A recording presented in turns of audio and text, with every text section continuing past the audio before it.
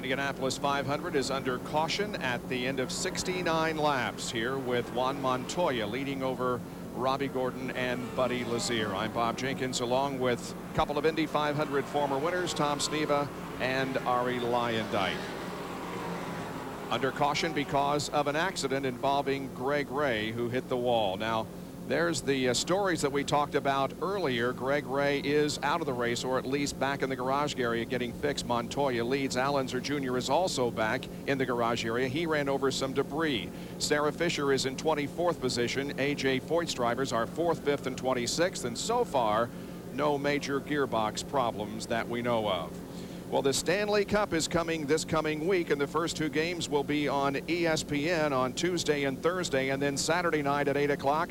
ABC Sports presents New Jersey and Dallas. Now two teams share one goal. ABC's John Davidson answers your online questions live during the NHL Stanley Cup at abcsports.com, a part of Go Network. Down to Jack Arute. And Bob, they continue to work on Greg Ray's Conseco car. Greg, what a disappointment. Yeah, it's unfortunate. We had a pretty good car we could run by ourselves, but in traffic our gears were too long, so we took some downforce out of the car on that second pit stop, and with the wind, I think a gust just caught me out in turn 2, and that's it. The disappointment evident in his voice, Bob. So they do some work on his car, and they're also doing work on Allenzer Jr.'s car. Leslie? Bob, obviously working very quickly. They're changing the radiator, and they anticipate getting out on the track very quickly. Little Al got out of the car.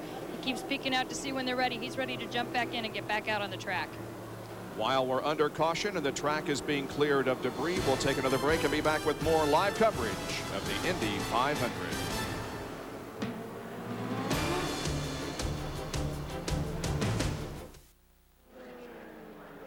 Second caution of the day just coming out. The safety truck arriving at the scene of Lynn St. James accident, and here's Sarah Fisher, who's also stopped on the warm-up lane. Both gals at once, Bob. Looks like she has a problem on the right front, Tom. I don't know. Looks like that tire's a little bit flat. Well, you can see the marking on the side pod, so we don't know if she got involved with Lynn or not. I think she might have run over some debris, and two women are out of the field and one to go. Well, again, you can see some marks on the side pod in this area, as well as the right front. Tell the guys to get you back. Here's what happened to Lynn St. James. Oh, they were 3 wide going into the corner. Well, it looks like Lynn's just sort of got booted out for whatever reason. Sarah went on the inside of Lynn, but another car was on the inside of Sarah, and it just got too crowded. There was not enough room. Here we go. Again, they were 3 wide. Well, Lynn's already in the wall. Sarah's in the gray, and she's going to tag the right side of the car. Right rear first, then right front. So both the gals got into the gray in the same corner, Bob. And coincidence. Apparently all over for Lynn St. James, definitely, and maybe also Sarah Fisher. Here's another look. 3 wide. Down into 1. Sarah. 3 wide going in the front. Oh, there was contact right there. Lynn and Sarah get together. Lynn in the orange car goes straight to the wall. Sarah gets a little farther through the corner, but she's obviously lost some of the handling when they touched and got up in the gray on the exit. And it all happened because of the car on the inside, and we haven't determined ourselves yet who that is. Went on the inside of Sarah. It got crowded there. So they'll try to get the Walker Cummins special back to the pit area and take a look at the damage and see if they can't get her back into the race. Sarah Fisher, that is. Well, what's amazing, Bob, is the first time we've ever had 2 gals, and you know, they were able to find each other in the race.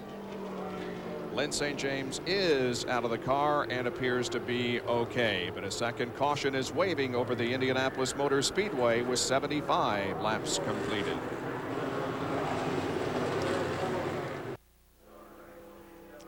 Nearing the halfway mark right now of the 84th Indianapolis 500. Al Michaels with you from the Speedway. If you joined us late, we had a long rain delay. We had a shower this morning about an hour before the start of the race, and that delayed the race for more than 3 hours, but a very clean start today, and there were no caution flags for a third of the race.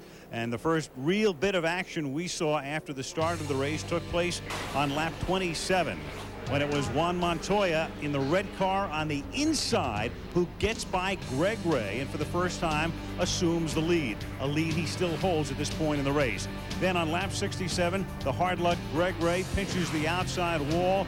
In the second turn, he is behind the wall, but Jack Carew told us he's trying to get back into the race. And then, of course, we had the incident that has precipitated the yellow flag that we have right now with Sarah Fisher and Lynn St. James involved. And for more on that, let's go to Jerry Punch. Al, I'm in Sarah Fisher's pits with their team manager, Rob Edwards. And Rob, from your vantage point, what happened out there with Sarah?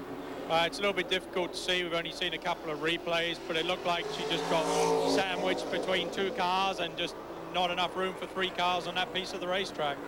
Any assessment from the people in the spotters to the damage on the car? It's certainly the right side's pretty heavily damaged, both the front and the rear when she went into the wall. We can get the car back to the garage. We can have a better look at it then. That's Rob Edwards. And at the impact, guys, she said, "I'm sorry, Derek Walker. I am sorry." He said, "Not to worry." Bob Jenkins? Cleanup continues down between turns 1 and 2 here at the Indianapolis Motor Speedway. We'll be right back.